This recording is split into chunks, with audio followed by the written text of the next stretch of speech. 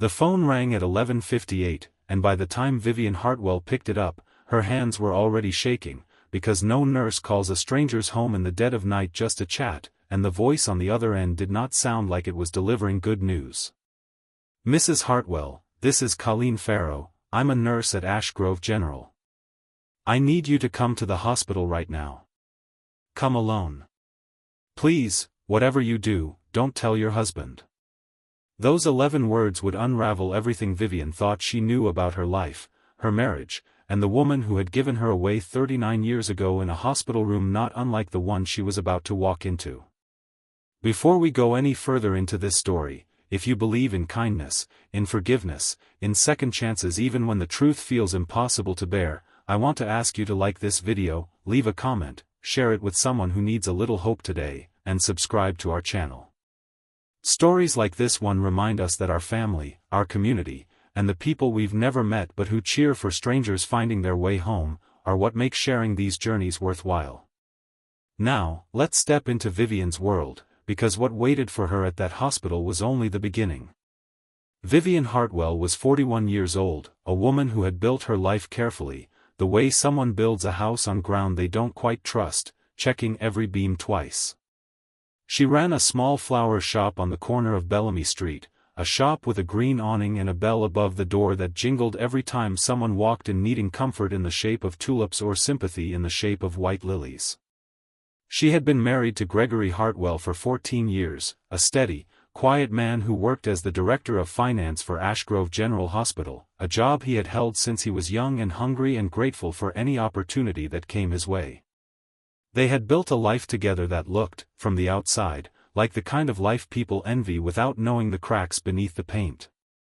They had tried for children for years, endured the quiet grief of empty nurseries, and eventually made peace with a life that was simply theirs, the two of them, a garden out back, a dog named Biscuit, and Sunday mornings spent reading the newspaper in silence that never felt lonely.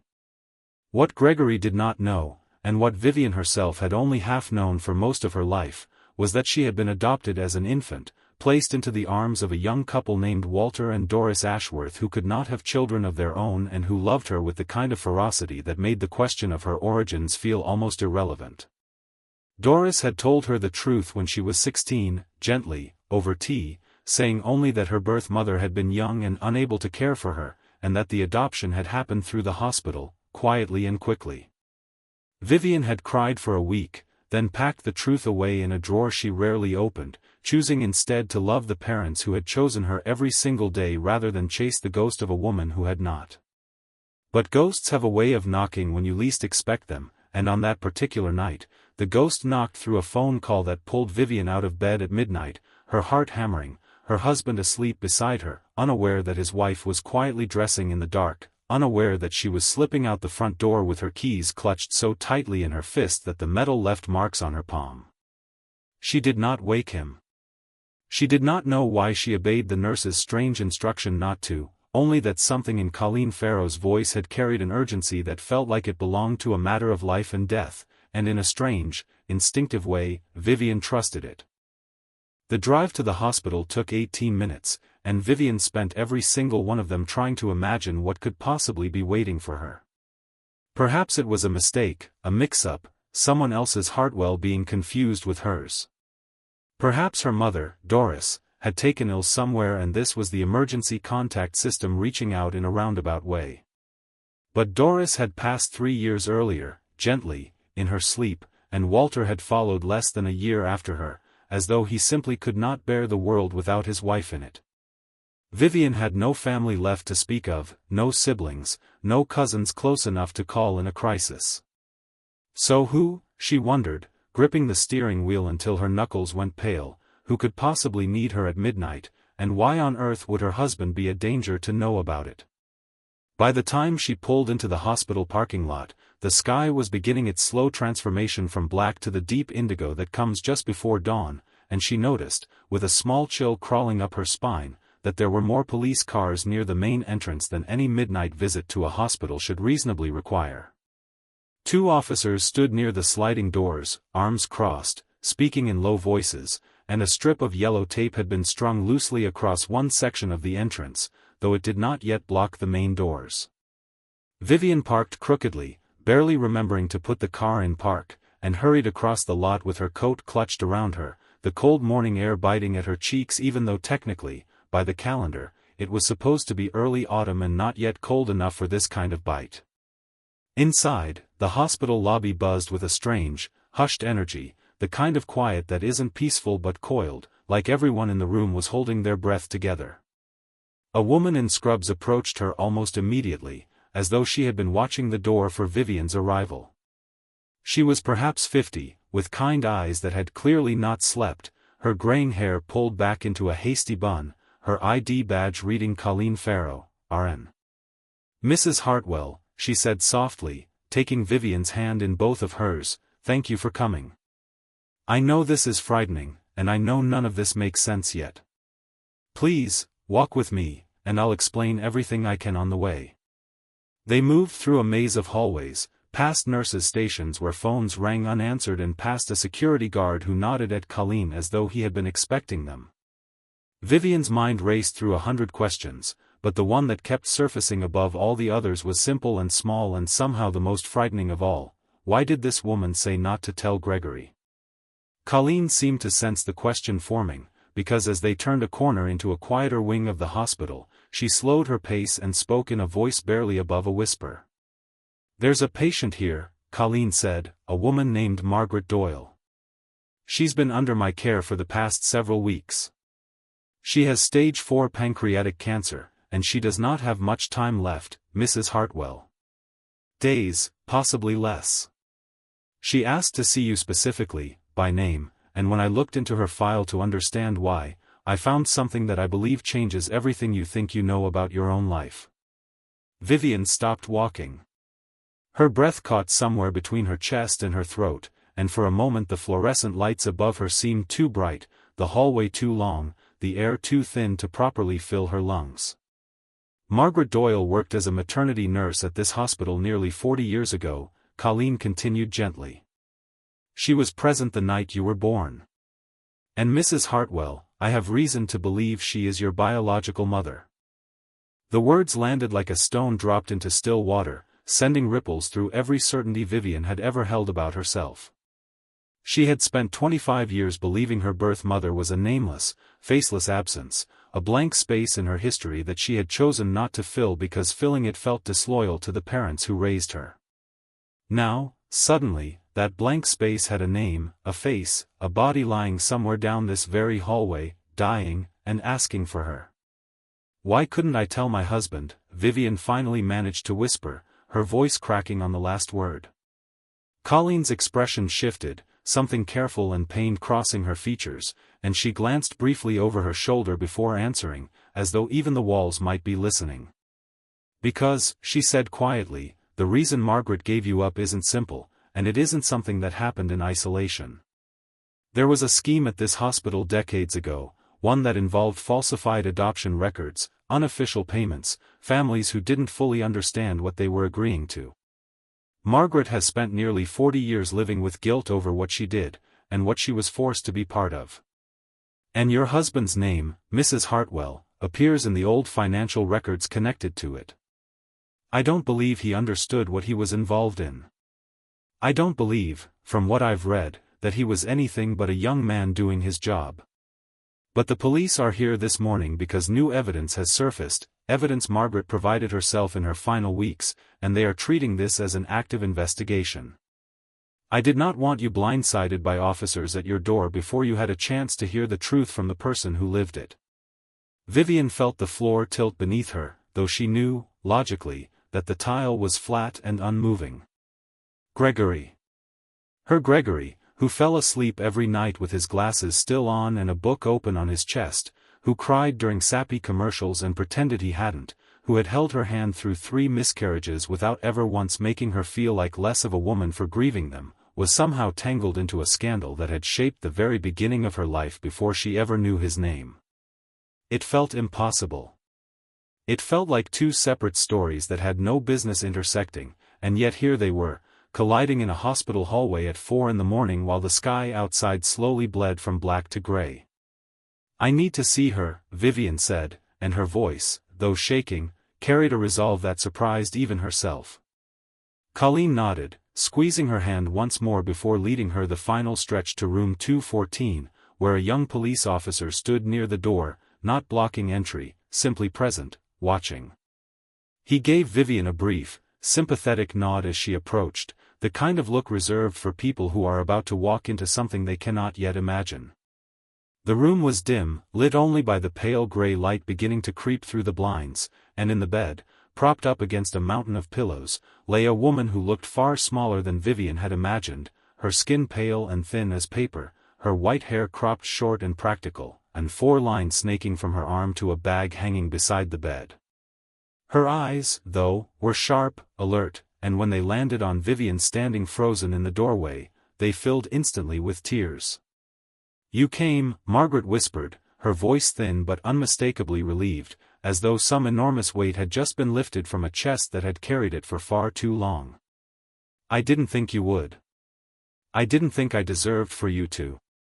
Vivian did not move for a long moment, standing there taking in the face of a stranger who was somehow, impossibly, also the most familiar face she had ever seen, because there in the shape of the jaw, the arch of the eyebrows, the particular way the woman's mouth turned down slightly at the corners even when she wasn't sad, Vivian saw herself, 30 years from now, if life had been unkind to her in the ways it had clearly been unkind to Margaret Doyle. "I don't know what to call you," Vivian finally said, and it was the only honest thing she could think to say, the only sentence her mind could form amid the chaos of the last half hour. "You don't have to call me anything," Margaret said, patting the edge of the bed weakly, an invitation Vivian found herself accepting almost against her own will, sitting down slowly as though the mattress itself might reject her. "I'm not asking to be your mother. I gave up that right the day I let them take you out of my arms. I just needed you to know the truth before I go, because you deserve to know it, and because I think there are people in your life who need you to know it too, for their own sake, not just yours." Over the next hour, as the sun rose slowly outside the window and painted the room in soft amber light, Margaret told her story in halting, breathless sentences, pausing often to catch her breath, sometimes gripping Vivian's hand so tightly it left small crescents in her skin. She had been 19 when she started working as a maternity ward nurse at Ashgrove General, young and idealistic, believing she had found her calling in helping bring new life into the world. The hospital administrator at the time, a man named Richard Vance, had seemed like a mentor at first, generous with his praise, quick to promote her, quicker still to draw her into what he called special arrangements, which she did not understand, at first, to be anything sinister.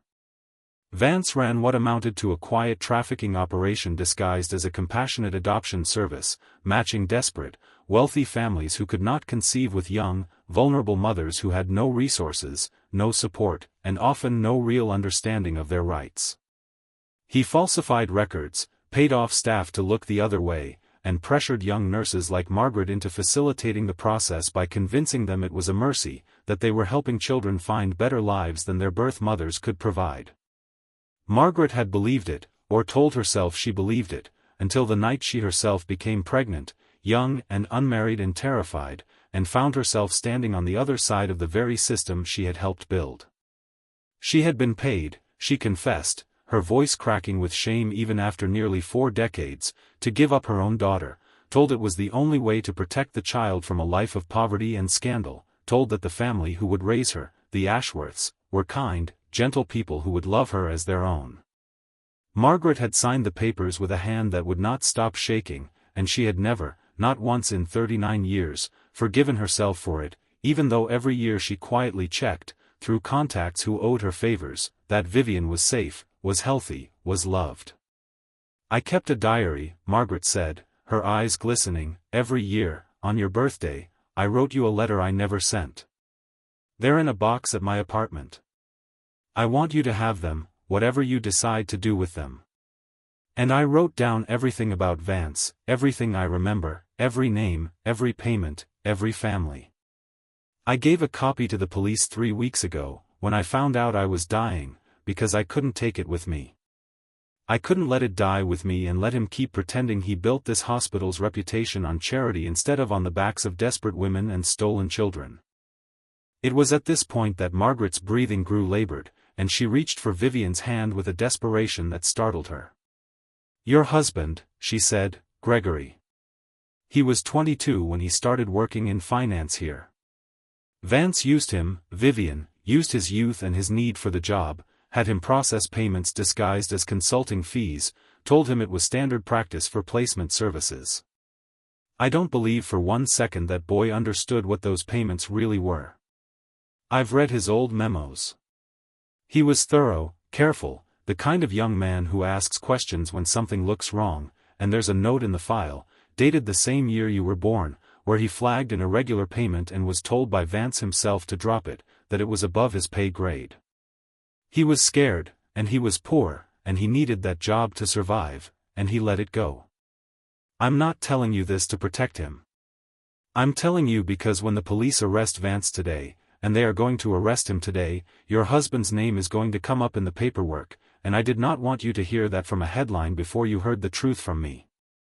Vivian sat in stunned silence, the pieces of her life rearranging themselves violently around her, and for a long moment she could not speak at all. The woman who was her mother, in blood if not in raising, had spent decades drowning in guilt for a decision made under coercion by a predator disguised as a benefactor. The man she loved, the steady, gentle husband who had never once raised his voice at her in 14 years of marriage, had unknowingly touched the very machinery that had torn her away from her birth mother, and had likely spent his own years wondering, in some quiet corner of his conscience, about the irregular payment he'd once been told not to ask about. "Where is she?" Vivian finally asked, her voice barely a whisper. "Where is Vance now?" "He's the hospital's board chairman," Margaret said bitterly. "Has been for 20 years. Built himself a reputation as a philanthropist. He's probably asleep in his mansion across town right now, completely unaware that a dying woman finally found the courage to burn down everything he built on other people's pain." As if summoned by the words themselves, Colleen appeared in the doorway again, her face pale, and behind her stood 2 more officers along with a woman in a dark blazer who introduced herself briskly as Detective Renata Okafor, though she paused before entering, giving Vivian a respectful nod, clearly aware of the delicacy of the moment she was interrupting. "Mrs. Hartwell," the detective said gently, "I apologize for the intrusion, but I need to speak with Mrs. Doyle briefly, and I also need you to know that we're about to execute a search and arrest procedure related to Richard Vance, effective this morning. We've sealed off certain areas of the hospital as a precaution, primarily the administrative wing, and we anticipate the situation resolving without incident, but I wanted you informed given your direct connection to the case." Vivian nodded numbly, standing on legs that felt unsteady beneath her, and as she stepped back to allow the detective room to speak with Margaret, she felt her phone buzz in her coat pocket. She glanced down and saw Gregory's name lighting up the screen, 7 missed calls stacked beneath the newest one, and she realized with a lurch of guilt that he must have woken to find her gone, her side of the bed cold, no note left behind to explain where she'd disappeared to in the dead of night. She stepped into the hallway to answer, her voice shaking as she pressed the phone to her ear, and before she could even say hello, Gregory's voice came through, frantic, breathless. "Vivi, where are you? I woke up and you were gone, your car's gone, I've been calling for 20 minutes, are you alright, please tell me you're alright." The panic in his voice, so raw and unfiltered, so entirely without pretense, struck something deep in Vivian's chest, and for the first time since the phone had rung at midnight, she felt tears finally spill down her cheeks, not from fear this time, but from something closer to love, complicated and messy and entirely real. "I'm at the hospital," she said. "I'm safe. I need you to come here, Greg. I need you to come here right now, and I need you to be ready for something I don't fully know how to explain over the phone." There was a pause, and she could hear him moving, the jingle of keys, the slam of a car door, his voice slightly breathless with the effort of hurrying. "Is it your health? Vivi, are you sick? Please just tell me." "I'm not sick," she said quickly, wanting to spare him even one more second of that particular terror. "It's not about my health. It's about where I came from, Greg. It's about my birth mother. She's here. She's dying. And there's something about her that involves you, involves the hospital, involves things that happened before we ever met, and I need you here so we can face it together, because I don't think either of us can carry this one alone." The drive from their house to the hospital normally took Gregory 12 minutes, but Vivian would later learn he made it in under 8, running 2 red lights in the pale gray light of early morning, his heart pounding with a fear that had nothing to do with guilt, because in that moment he still did not know there was anything to feel guilty about. He simply knew his wife needed him, and that was the only fact that mattered. While she waited for him in the hospital lobby, pacing near the large windows that overlooked the parking lot, Vivian watched the sky continue its slow brightening, streaks of pink and orange bleeding into the retreating gray, and she thought about how strange it was that something as monumental as this, the unraveling of decades of secrets, was happening not in the dramatic darkness of midnight but in the soft, ordinary light of an early morning that looked, in every other way, like any other day. Nurses changed shifts outside.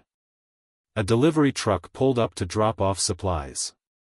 Somewhere down the hall, a baby cried, and the sound of new life continuing on, indifferent to the weight of old secrets, felt strangely comforting.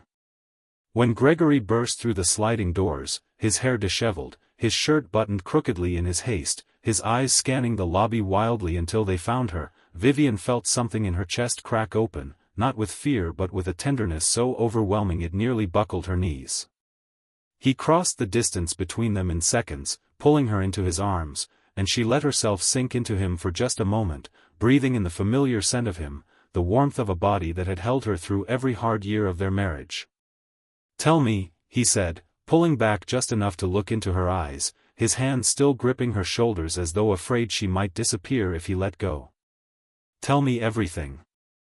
And so she did, standing there in the lobby as the morning light grew stronger, the words tumbling out of her in a rush that mirrored the chaos in her own mind. Margaret Doyle, the nurse who had called at midnight, the falsified adoption, the decades of guilt, the diary entries, the letters never sent, and finally, the detail that made Gregory go pale and take a full step backward, as though the words themselves had physically struck him. Richard Vance. The irregular payment. The memo he had once flagged and been told to forget. For a long moment, Gregory said nothing at all, his eyes distant, and Vivian watched something shift behind his expression, watched him travel backward through nearly 2 decades of memory to a version of himself she had never known, young and frightened and desperate to keep a job that meant the difference between stability and ruin for a boy who had grown up with very little. "I remember that payment," he finally said, his voice hoarse. "I remember it because it didn't have a proper invoice attached, and I flagged it because that's what I was trained to do, and Vance called me into his office personally and told me some things were handled differently, that it was a placement service fee, that questioning it further would only slow down families who were desperate to bring children home. I was 22, Vivi. I needed that job. My mother was sick, I was paying for her medication out of my own paycheck, and I let it go because I told myself it wasn't my business, that a man like Vance, respected, generous, a pillar of this community, surely wouldn't be involved in anything truly wrong. I never once imagined it could have anything to do with you.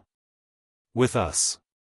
I know, Vivian said softly, reaching up to cradle his face in her hands, feeling the slight tremor in his jaw beneath her palms. I know you didn't know. She told me that too, Greg. Margaret read your file. She said you asked the right questions. She said you were the kind of young man who noticed when something was wrong, and that the only failure was being too scared and too poor to push harder against a man who held all the power.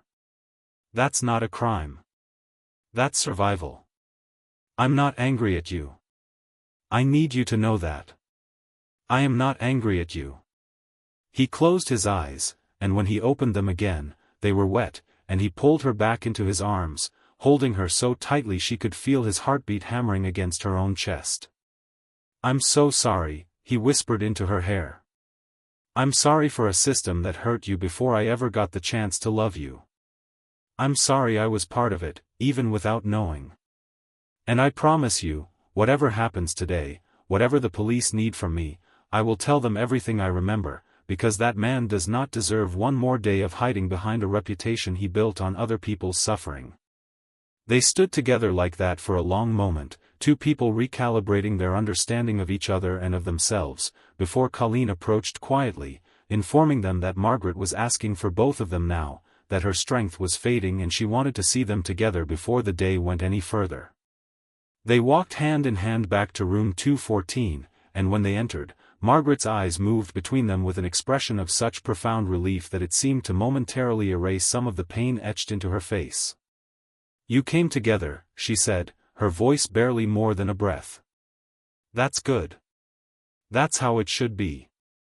She looked at Gregory for a long moment, studying him with an intensity that made him shift uncomfortably, before she spoke again. "You were kind to my daughter for 14 years, from what I understand. You held her through losses that would have broken lesser men. I don't blame you for what happened when you were 22 and frightened.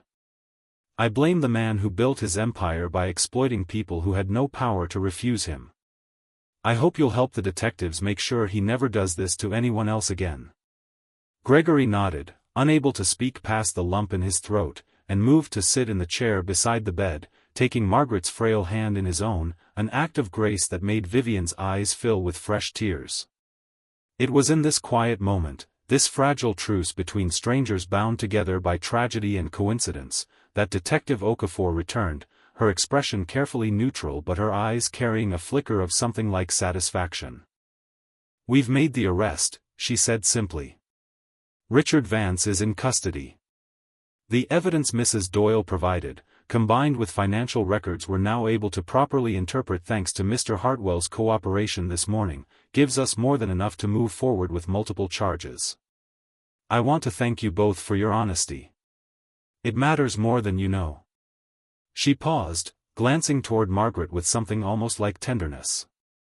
"And Mrs. Doyle, for whatever it's worth, coming forward the way you did, knowing the personal cost, that took real courage.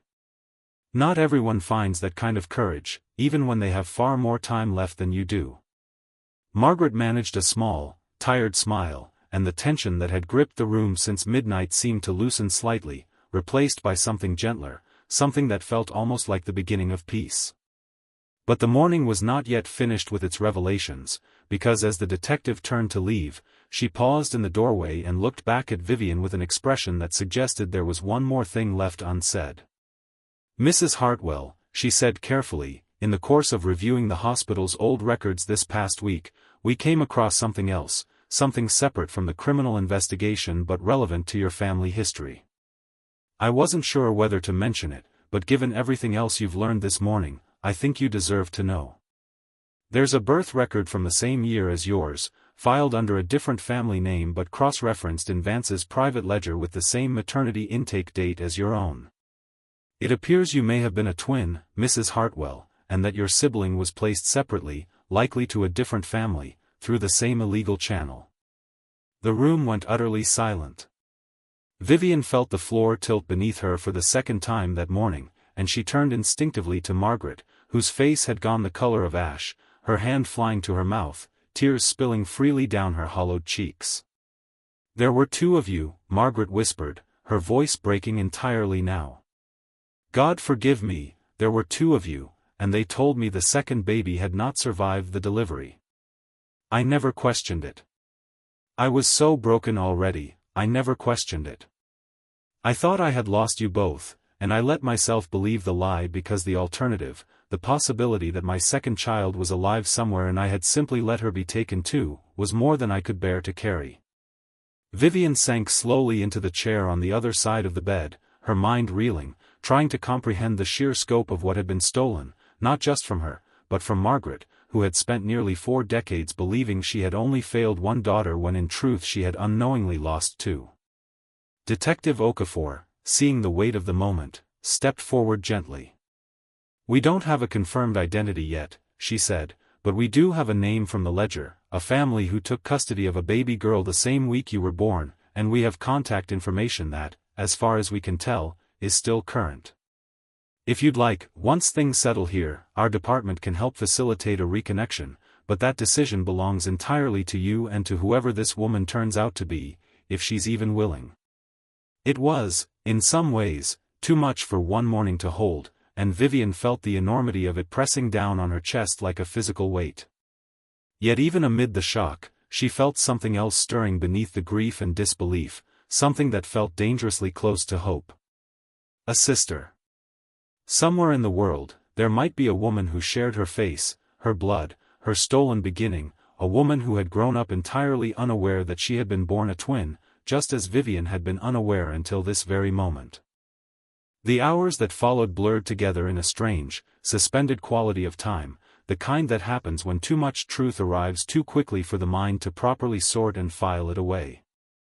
Gregory stayed at Vivian's side, alternating between comforting her and quietly answering follow-up questions from the detectives as they worked to fully untangle the scope of Vance's operation, an operation that, as the day wore on, revealed itself to be even larger than initially suspected, spanning nearly 2 decades and dozens of families across 3 states, all of it hidden beneath the respectable veneer of a beloved hospital administrator's charitable reputation.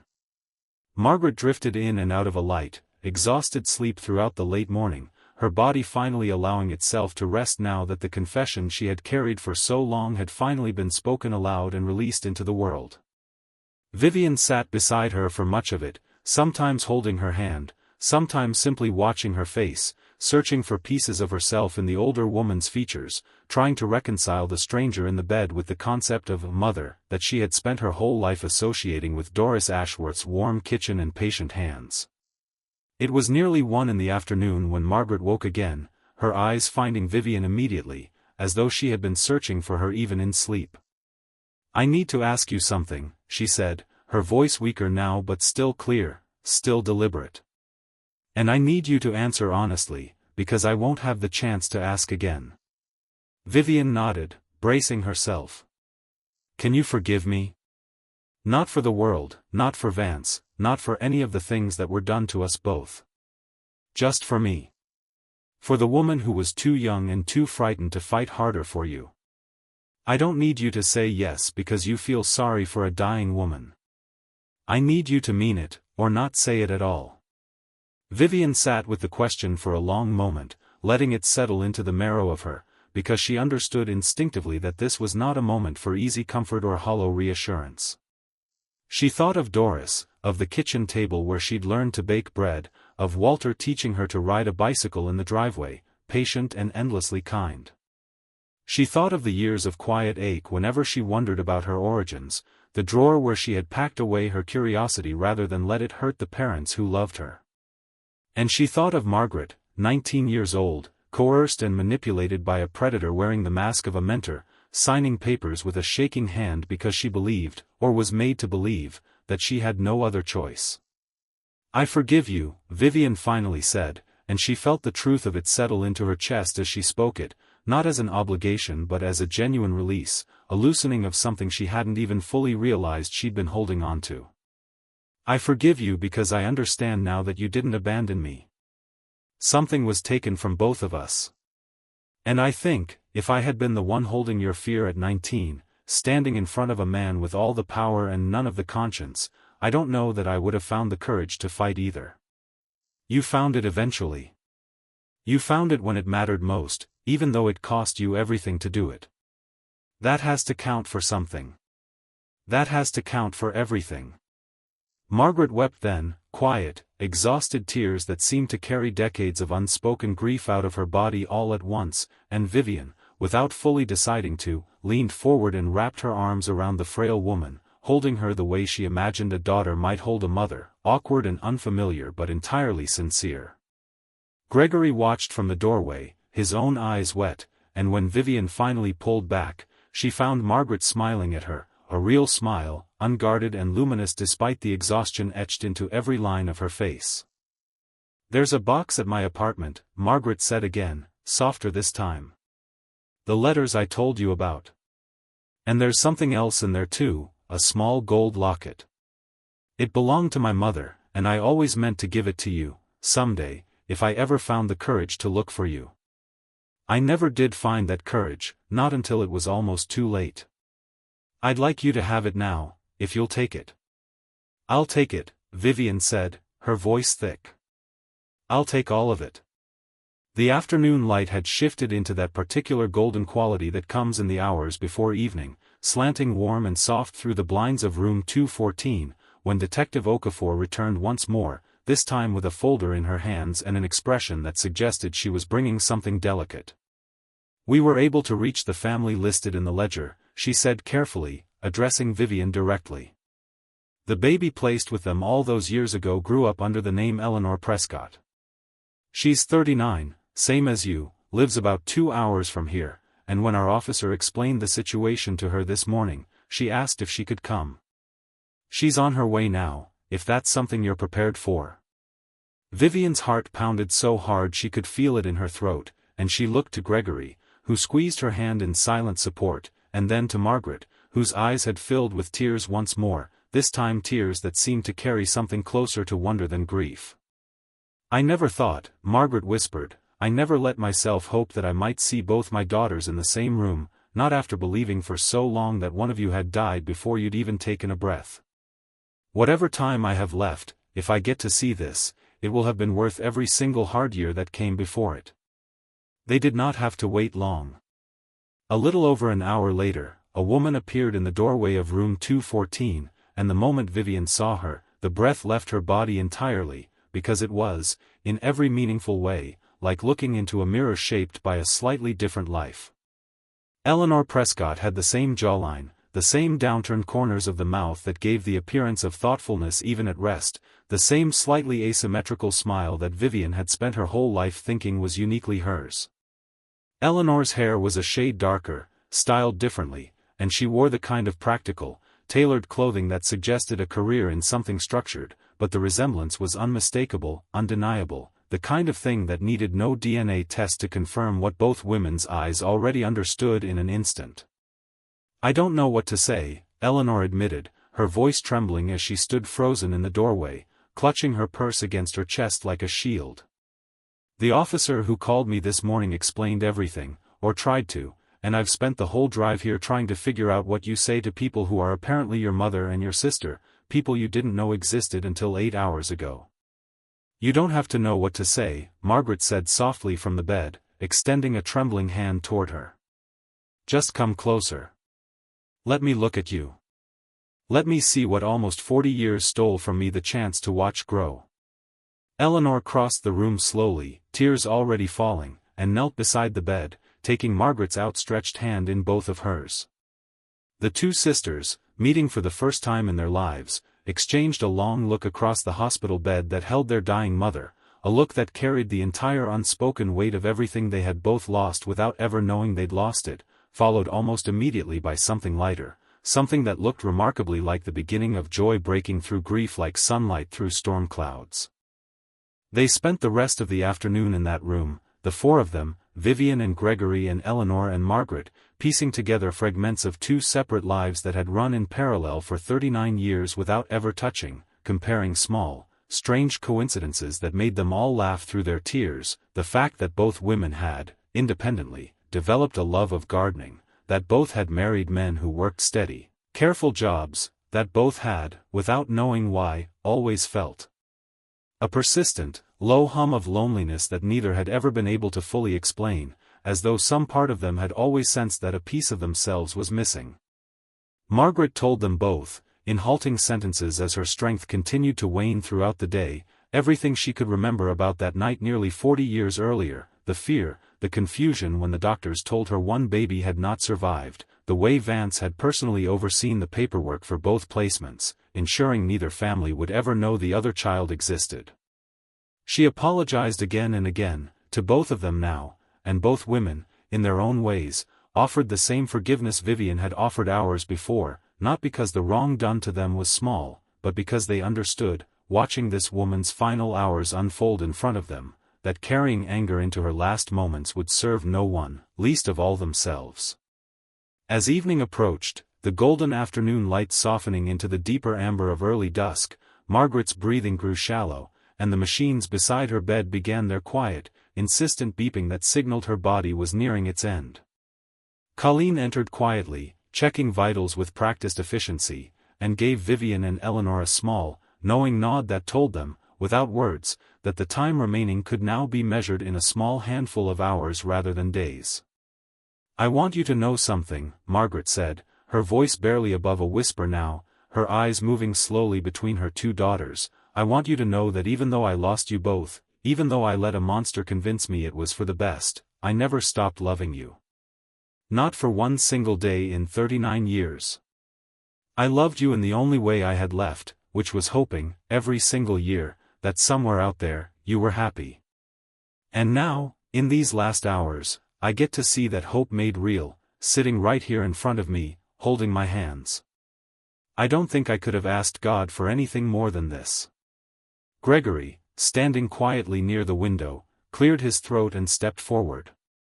"Mrs. Doyle," he said, "I want you to know that whatever role I unknowingly played in this, I intend to spend the rest of my career making sure this hospital is held accountable, not just for Vance's crimes, but for every family who was hurt by this system.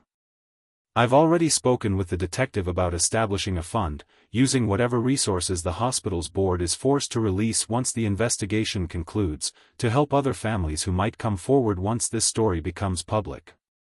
I can't undo what happened to you. But I can make sure your courage in coming forward means something lasting."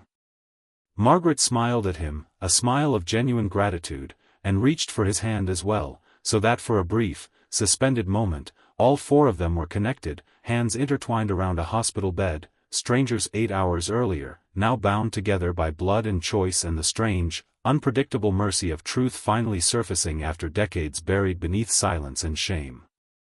The final hours of Margaret's life passed slowly and gently, the room filled with soft conversation punctuated by long, comfortable silences, the kind that only exist between people who have nothing left to hide from one another.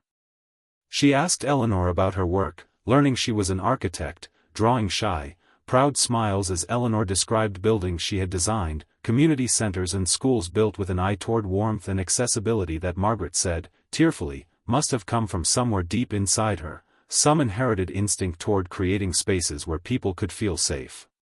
She asked Vivian about the flower shop, about Biscuit the dog, about the particular way morning light fell through the shop's front window and turned the arrangements gold, and she told her, with a wistfulness that broke Vivian's heart all over again, that she wished, more than anything, that she could have walked into that shop just once, unnoticed, and watched her daughter work among the flowers she clearly loved. As the sun began its final descent, painting the hospital room in deep amber and rose, Margaret's eyes grew heavier, her words slower, though her grip on her daughter's hands never loosened. "I'm not afraid," she said softly, somewhere in that liminal space between waking and sleep. "I thought I would be.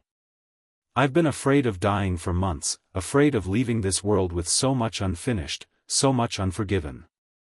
But I'm not afraid anymore. I got to see you both. I got to say I'm sorry, and I got to hear that it was enough. That's more grace than I ever thought I'd earn." She passed peacefully just before 6 in the evening, the room bathed in the soft gold light of a day that had begun in confusion and fear and ended, against every possible expectation, in something that felt remarkably like peace. Colleen entered quietly to confirm what they all already knew, her own eyes wet despite the professional composure she'd maintained throughout the long day, and outside the window, the sky continued its slow transformation into evening, indifferent and beautiful, the way skies always are, regardless of the enormity of what unfolds beneath them. In the weeks that followed, the story of Richard Vance's decades-long scheme became public, dominating local news for months as more families came forward, some seeking answers, some seeking reunions, some simply seeking the validation of finally having their pain acknowledged after years of confusion and unexplained grief. Vance was charged with dozens of counts related to fraud, falsification of records, and trafficking, and though the legal process would take years to fully resolve, the truth itself, once released, could never again be buried. Gregory, true to his word, worked tirelessly with the hospital's newly reformed board to establish a foundation in Margaret Doyle's name, dedicated to helping families affected by the scheme access resources, legal support, and reunification services, and within its first year, the foundation had already helped reconnect 11 other families torn apart by Vance's operation. He gave a statement to local media, quiet and unglamorous, taking responsibility for his own small, unknowing role in the machinery of the past while making clear his commitment to ensuring nothing like it could ever happen again under his watch, and Vivian watched him give that interview with a pride so fierce it nearly took her breath away, understanding now, more than ever, the depth of the man she had married. Vivian and Eleanor spent that first year building the relationship they had been denied for 39 years, slowly, carefully, the way you might approach something precious and unfamiliar, unsure at first how much weight it could bear.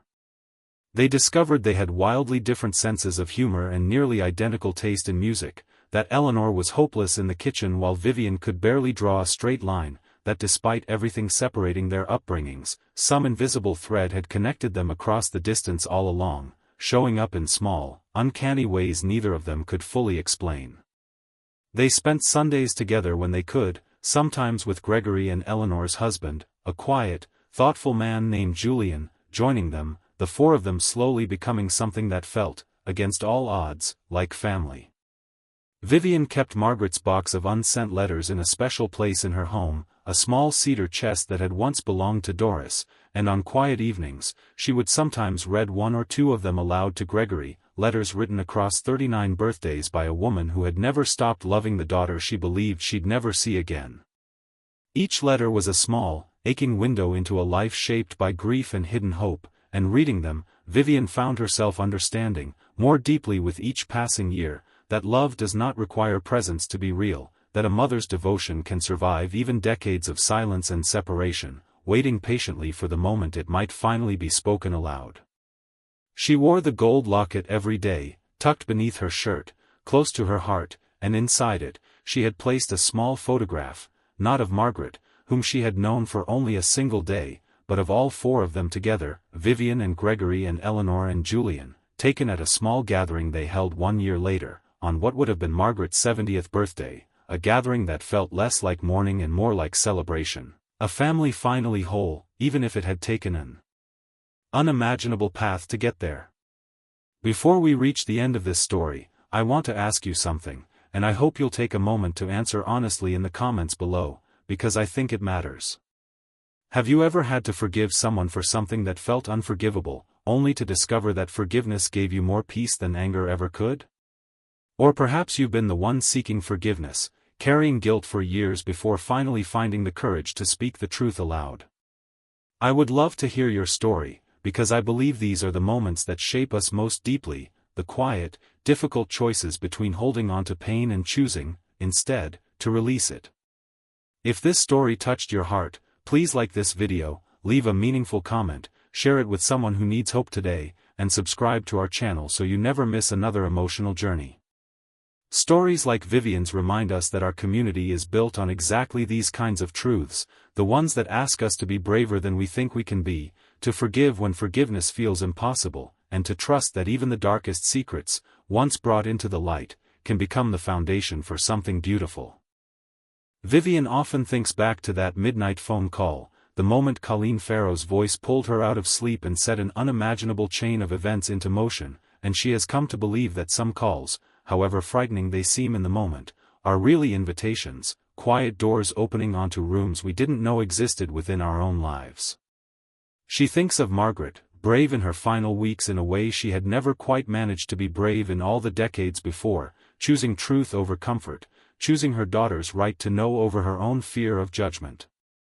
She thinks of Gregory, standing steady beside her through every revelation, never once flinching from a truth that could have easily driven a wedge between them, choosing instead to meet it with accountability and grace.